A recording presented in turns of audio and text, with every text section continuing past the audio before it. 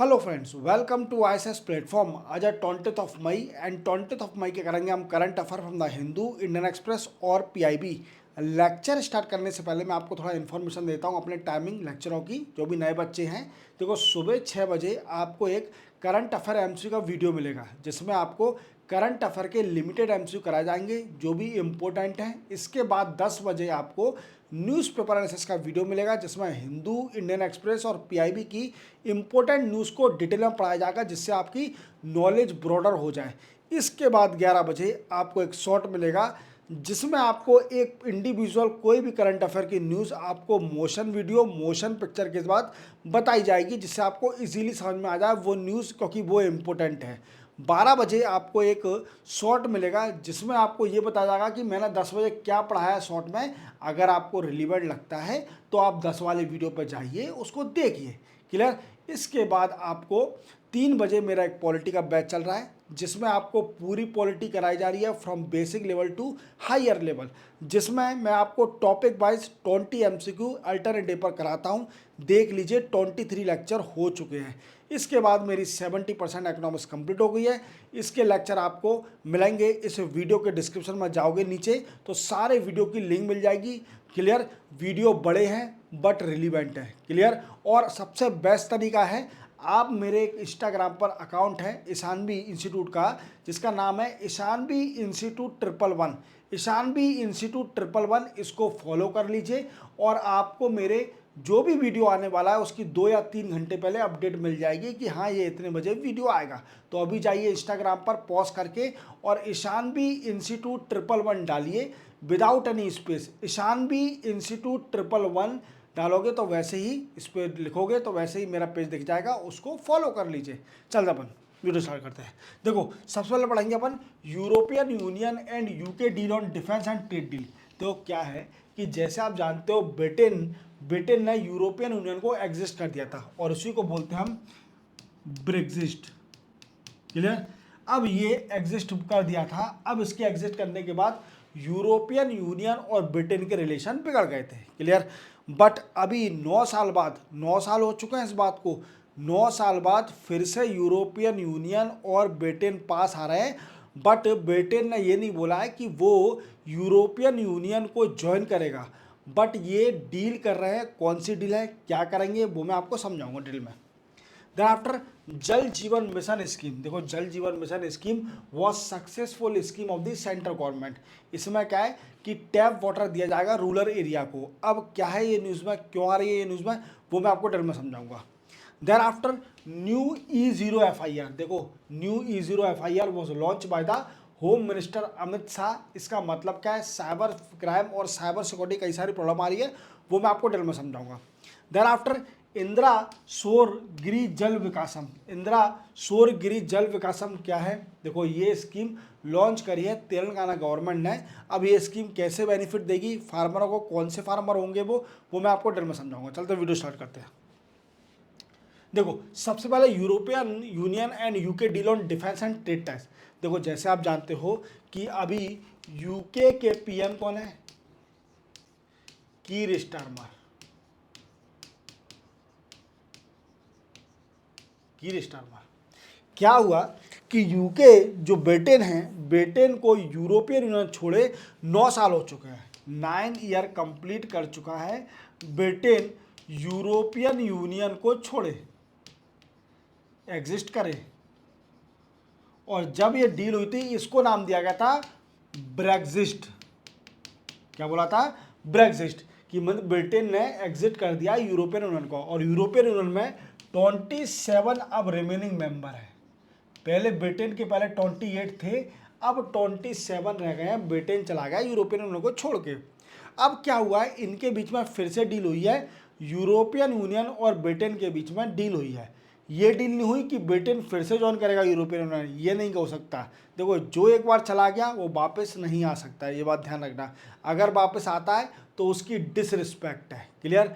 कि हाँ तुम समझ रहे हो कि तुम्हारी ज़्यादा मतलब तुम्हें ज़्यादा ज़रूरत है इस चीज़ की, इसलिए तुम वापस आए हो। क्लियर, समझे मेरी बात को। तो देखो क्या है कि 27 मेंबर अब यूरोपियन यूनियन में बचे हुए हैं। क्लियर। हालांकि अब डील हुई है यूरोपियन यूनियन और ब्रिटेन के बीच में on the issue of defence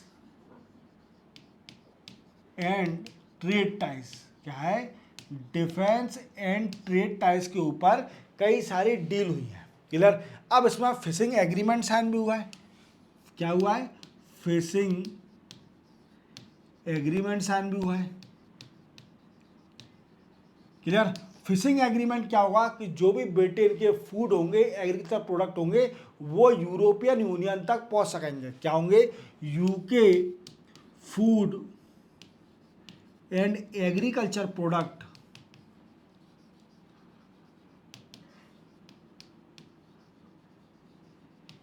reach to European Union. क्या पहुंच सकेंगे? यूके के फूड और एग्रीकल्चर प्रोडक्ट पहुंच सकेंगे यूरोपियन यूनियन तक। समझे मेरी बात को। अब क्या हुआ इसके अंदर, एक और चीज बोली कि ब्रिटेन के जो विजिटर होंगे, ब्रिटेन के मतलब पर्सन होंगे, सिटीजन होंगे, वो भी यूरोपियन यूनियन में जा सकते हैं। यूरोप कंट्री में, यूरोपियन यूनियन की कंट्रियों में घूम सकते हैं, उनको भी ईज दिया जाएगा इसमें। समझे मेरी बात को। इस तरह डील हुई। देन आफ्टर ब्रिटेन ने प्रॉमिस किया है कि वी स्पेंड और invest 9 billion pound, 9 billion pound in by 2040 तक, 2040 तक हम 9 बिलियन पाउंड का इन्वेस्टमेंट करेंगे। ये तक प्रॉमिस किया है ब्रिटेन ने। किससे? यूरोपियन यूनियन से। याद रखोगे, याद रखोगे। और इससे होगा क्या? ये जितने भी डील हो रहे हैं, इससे होगा क्या? देखो, रेड टेपिज्म जानते हो? मैं आपको बताता हूं। रेड टेपिज्म, ये टर्मिनोलॉजी याद रखना। रेड टेपिज्म का मतलब क्या है? देखो, अगर एथिक्स मिथिक्स पढ़ी होगी आपने, अगर कई बार पढ़ा होगा एथिक्स या मोरल इशू पढ़े होंगे, या फिर उसमें एक चैप्टर आता है करप्शन के नाम से, तो करप्शन में ये वर्ड बड़ा फेमस है, रेड टेपिज्म। करप्शन का कोई भी चैप्टर पढ़ोगे तो आप रेड टेपिज्म के बारे में जरूर देखोगे। ये रेड टेपिज्म होता क्या है? देखो, रेड टेपिज्म का मतलब ये है सिंपल कि जब ये गवर्नमेंट, जो तो पहले रेड टेपिज्म वर्ड गवर्नमेंट के लिए यूज़ करा जाता है, गवर्नमेंट के ऑफिसर होते हैं उनके लिए यूज़ करा जाता है। क्या होता है रेड टेपिज्म का मतलब? कि जैसे मानिए कोई भी गवर्नमेंट ऑफिशियल है, अब वो अपनी फैमिली का सपोर्ट करता है, या फिर करप्शन के लिए वो बोलता है कि मैं कोई भी काम नहीं करूँगा विदाउट एनी करप्शन। जब मेरे को आप कुछ दोगे तो ही मैं आपके ऊपर साइन करूंगा, नहीं बिना वजह, चाहे ईमानदारी का काम हो चाहे बेईमानी का काम हो, मुझे तो सिर्फ ओनली करप्शन से मतलब है। आप मुझे पैसा दोगे तब मेरी पेन चलेगी, नहीं तो मेरी पेन नहीं चलनी। समझे मेरी बात को। That is called a red tapism. और अपने दोस्तों का, अपने फैमिली के मेंबरों का सपोर्ट करना, और इवन वो गलत होने के बावजूद भी उनका सपोर्ट करना, that is also a red tapism. समझे। तो मेन मोटिव क्या है ये सारी डीलिंग का? मेन मोटिव ये है कि जो ब्रिटेन और यूरोपियन यूनियन के बीच में रेड टेपिज्म हो रहा है among official for food, for fishing sector, इन सभी को रिड्यूस किया जाएगा। रेड टेपिज्म को रिड्यूस किया जाएगा if any deal between Britain and European Union on the issue of defense and trade ties। Defence और ट्रेड टाइज में भी डील हुई। जैसे आप जानते हो कि हमारा जो ब्रिटेन है, जो हमारा इसलिए मैंने बोला क्योंकि इन लोगों ने 200-300 साल हमारे ऊपर राज किया। क्लियर। तो ये अब हमारे हो गए हैं क्योंकि हमसे पीछे छोड़ दिया इन लोगों को हमने। ये बन गए हैं 6th लार्जेस्ट इकोनॉमी, हम 4th बन गए हैं, तो ये तो बच्चे हो गए हमारे। अब कोई मतलब नहीं है। क्लियर। तो क्या है कि ये जो ब्रिटेन है, ये यूके, ये second largest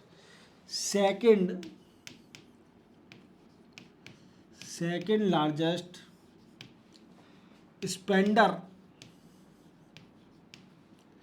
on defence sector in Europe में ये ब्रिटेन सेकेंड लार्जेस्ट स्पेंड करता है on defence sector after Germany. याद रखोगे। That is also very important. ये न्यूज़ याद रखना। ये डील हो गई है और 9 साल हो गए, मतलब 9 साल हो चुके हैं ब्रिटेन को यूरोपियन यूनियन छोड़े। जब है ना उसके 28 मेंबर थे जब ब्रिटेन था, ब्रिटेन के जाने के बाद 27 नंबर रखे हैं। जब ब्रिटेन गया था ना छोड़ के यूरोपियन यूनियन को, तो ये तक प्रोडिक्शन लगाया गया था कई सारा कि यूरोपियन यूनियन का काम खत्म। इसलिए ख़त्म था क्योंकि ब्रिटेन एक बड़ी कंट्री थी, वीकेंड से सबसे ज़्यादा लार्जेस्ट इकोनॉमी थी उस टाइम जब ये छोड़ी थी।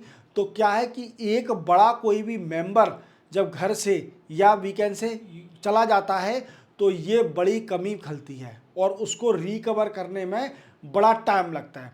बट मैं यूरोपियन यूनियन को सलामी देना चाहूँगा कि उन्होंने ब्रिटेन के जाने के बाद भी अपनी पोजीशन को बनाए रखा, अपनी पोजीशन फिर से उठाई। That is a great point. समझे मेरी बात को। तो ब्रिटेन के जाने के बाद यूरोपियन यूनियन फिर से खड़ी हुई और अपने आप का वर्चस्व डेवलप किया। इवन इंडिया के साथ कई सारी फ्री ट्रेड एग्रीमेंट साइन किए। तो आप इन चीज़ों को याद रखना, दैट इज़ इम्पोर्टेंट। नेक्स्ट है जल जीवन मिशन स्कीम। देखो जैसे आप जानते हो कि 2019 में गवर्नमेंट ने एक स्कीम निकाली थी जल जीवन मिशन अंडर जल शक्ति, अंडर जल शक्ति ministry.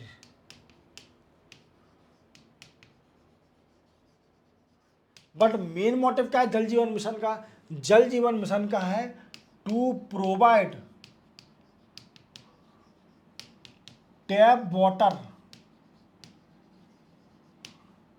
Connection to every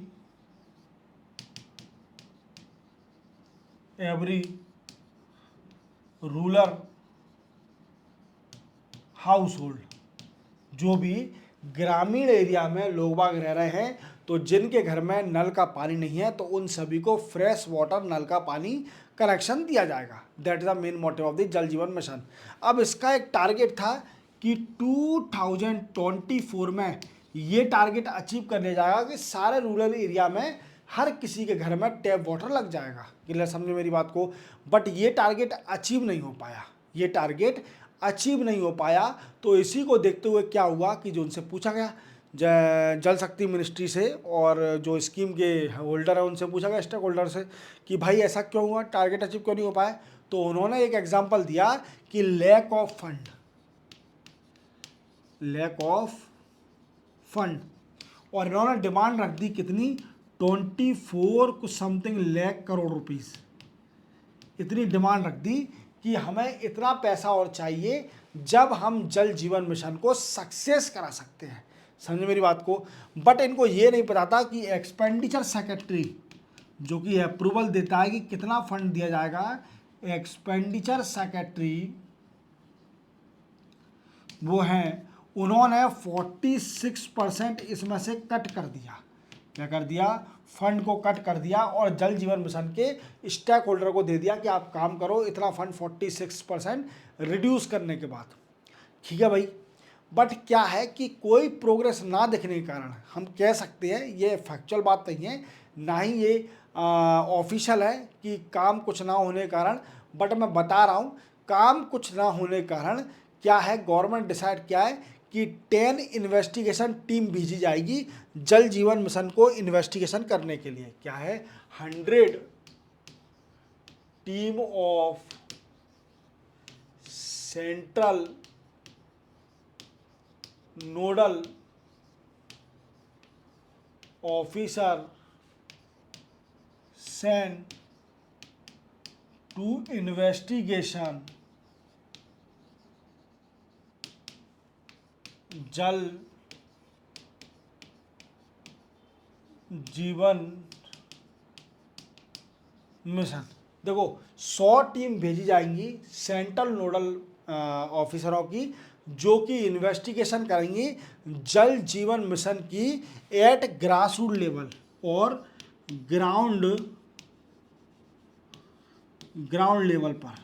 ground level मतलब नीचे स्तर से, बिल्कुल ग्राउंड लेवल से इन्वेस्टिगेशन करेगी ये टीम कि वो पता करेगी कि क्या जल जीवन मिशन सक्सेसफुल हो रहा है कि नहीं हो रहा, फंड का सही से यूटिलाइजेशन हो रहा है कि नहीं हो रहा, इवन ऑफिशियल काम कर रहे हैं कि नहीं कर रहे। ये सारी इंफॉर्मेशन निकाली जाएगी by 100 team of the central nodal officer. Clear, याद रखोगे, that is also important. Next है E0 FIR। देखो हमारे इंडिया में अभी साइबर क्राइम और साइबर सिक्योरिटी की बड़ी प्रॉब्लम हो रही है। किसकी? साइबर क्राइम और साइबर सिक्योरिटी, साइबर फ्रॉड,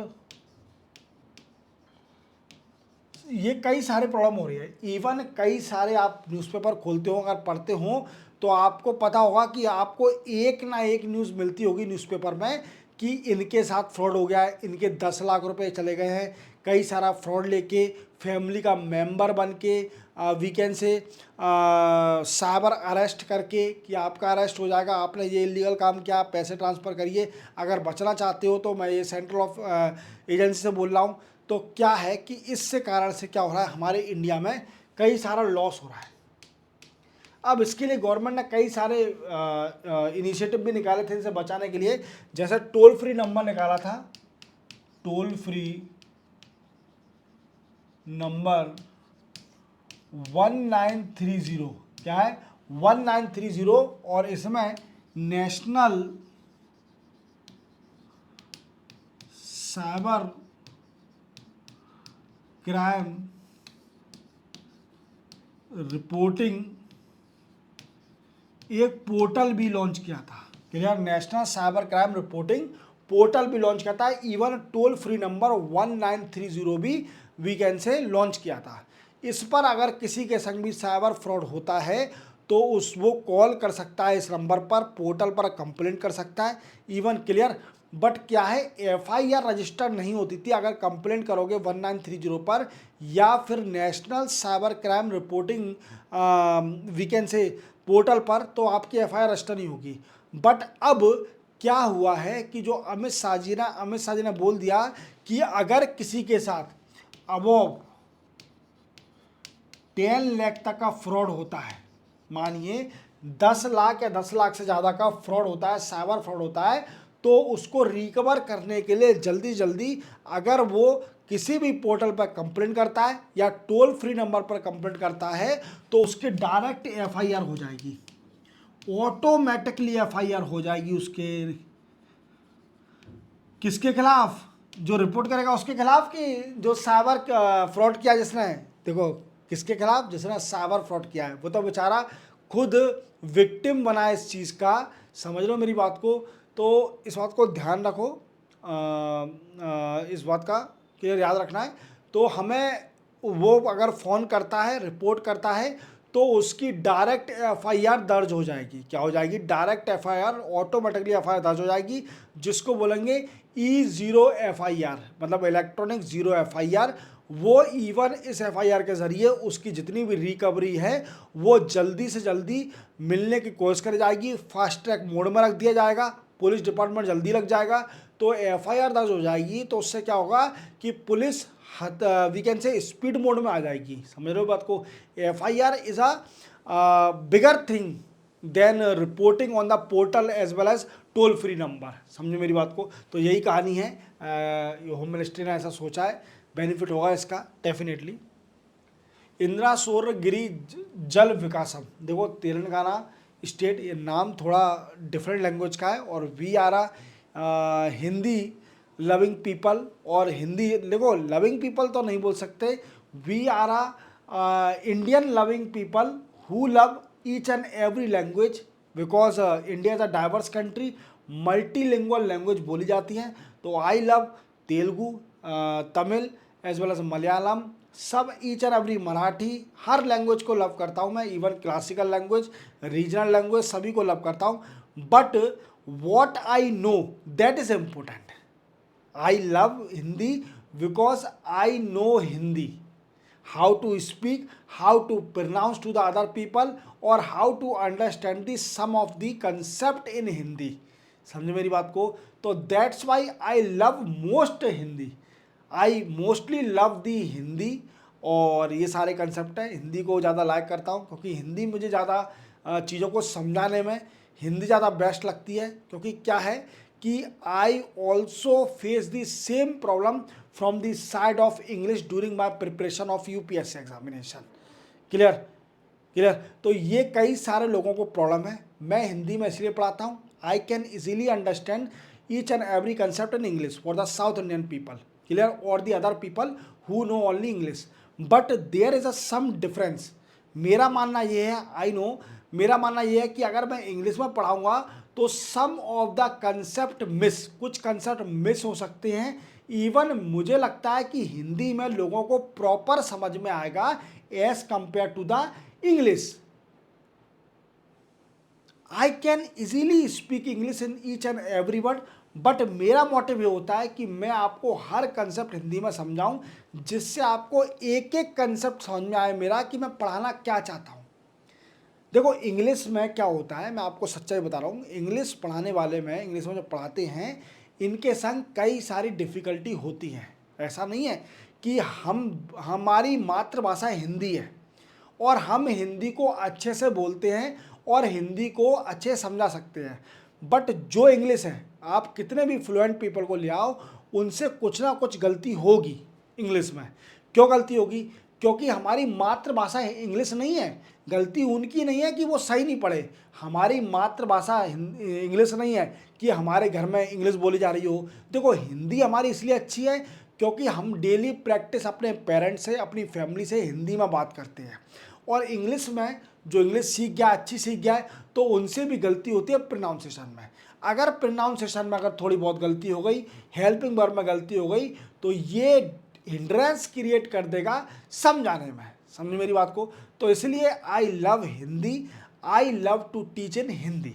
समझे मेरी बात को? देखो इंदिरा सौर गिरि जल विकासम, देखो ये क्या है कि कभी तेलंगाना में एक स्टेट, तेलंगाना जैसे आप जानते हो कांग्रेस की सरकार है, यहाँ के सीएम कौन है? रेवंत रेड्डी। तेलंगाना के रेवंत रेड्डी ने अभी एक नई स्कीम लॉन्च करी है। इसका मेन मोटिव क्या है? सोलर एनर्जी जनरेशन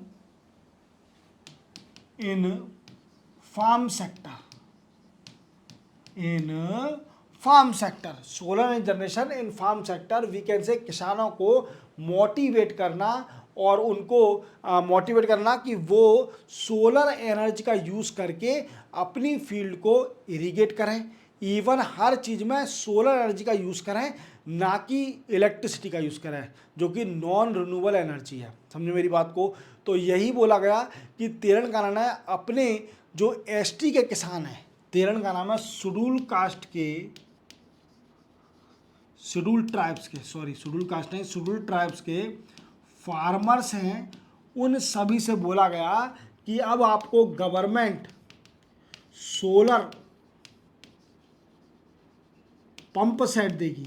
क्या देगी? सोलर पंप सेट देगी, जिससे कि आप सोलर एनर्जी जनरेट कर सकते हो और आपकी फार्म की प्रोडक्टिविटी एनहांस हो जाएगी। इसमें कई सारे वर्क होंगे जैसे इरिगेशन, और इसका एक और मोटिव है कि एसटी पॉपुलेशन को एफ्लुएंट बनाना, क्लियर, उनको एक्सट्रीम पॉवर्टी से बाहर निकालना एसटी पॉपुलेशन को। That is also second motive of this particular scheme. समझे मेरी बात को?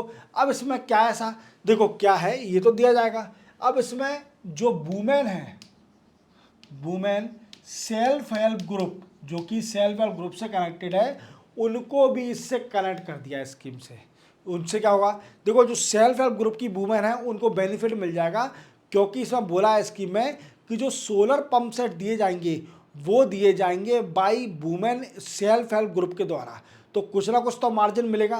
तो इससे बेनिफिट किसको होगा? जो वुमेन सेल्फ हेल्प ग्रुप में हैं उनको भी बेनिफिट मिल सकेगा इस स्कीम का। Even schedule tribes are raising the position in the society by helping of the Telangana state by this particular scheme that provide the solar pump set to the ST farmer।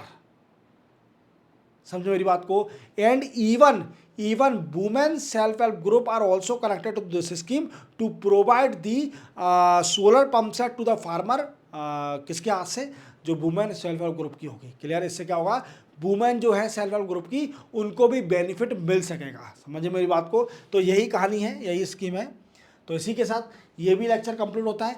20 मई के मैंने आपको current affair complete करा दिए। अब देखो, अगर आप सुबह 6 बजे वाला वीडियो देख लीजिए, फिर इसके बाद ये देख लीजिए, तो आपके दोनों मतलब इस दिन के 20 मई के पूरे करंट अफेयर आपके स्ट्रॉन्ग हो जाएंगे। बेफिक्र रहिए, दैट्स माय गारंटी। मैं आपको एग्जाम में पास कराऊंगा। इकोनॉमिक्स के वीडियो देख लो, नीचे दी हुए हैं, डिस्क्रिप्शन में लिंक दी हुई है, देख लीजिए। दैट्स माय गारंटी, इकोनॉमिक्स भी स्ट्रॉन्ग हो जाएगी। और पॉलिटी के 23 लेक्चर कंप्लीट करा चुका हूँ, वो भी देख लो। मिलते हैं हम कल, तब तक के लिए जय हिंद। और सब्सक्राइब और बेल आइकन प्रेस करना ना भूलना।